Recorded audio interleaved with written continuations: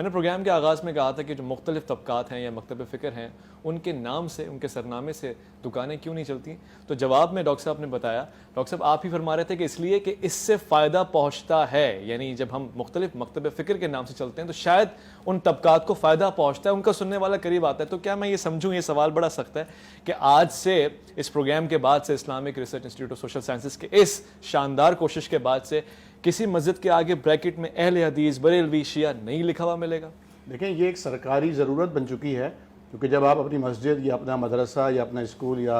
دینی ادارہ کوئی رجسٹر کرواتے ہیں تو اس پہ ایک کالم ہے کہ آپ کا اسکول آف تھاٹ کیا ہے، یا آپ کے درمیان اگر کوئی تنازع پیدا ہوتا ہے کمیٹی کے ممبرز کے درمیان تو کون ایسی اتھارٹی یا کون ایسا مفتی ہے جس کے فتوے کو آپ کے یہاں قبول کیا جائے گا۔ تو اس مجبوری کی بنا پر، اگر انتظامی مجبوری کی بنا پر کسی مسجد کے آگے بریلوی ٹرسٹ لکھا جائے یا دیوبندی ٹرسٹ لکھا جائے یا شیعہ ٹرسٹ لکھا جائے یا حدیث ٹرسٹ لکھا جائے تو میں سمجھتا ہوں اس میں کوئی حرج نہیں ہونا چاہیے، کیونکہ جیسا کہ آپ نے فرمایا کہ اللہ تعالیٰ نے یہ شکلیں اور یہ قبیلے اور یہ زبانیں بنائیں تعارف کے لیے، تو یہاں بھی اگر تعارف کی حد تک محدود رہا جائے تو بہت اچھی بات ہے۔ لیکن اگر اس کی بنیاد پر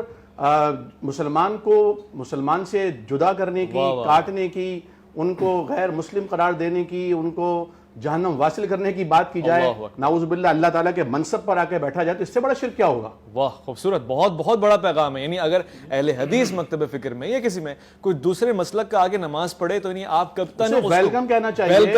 اس کو تحفے تحائف دینے چاہیے، اسے حلوہ کھلانا چاہیے۔ وہ کہ آپ تو حلوہ کھاتے نہیں، اسے کہا جائے ہم مخصوص دنوں میں نہیں کھاتے، ویسے ہمارے یہاں بھی کھایا جاتا ہے حلوہ، اور کھاتے وہ کہ نیاز کا ہے نہیں ہے، پھر مسائل اللہ کے نام کی نیاز ہے۔ سبحان اللہ، سبحان اللہ، بہت اچھی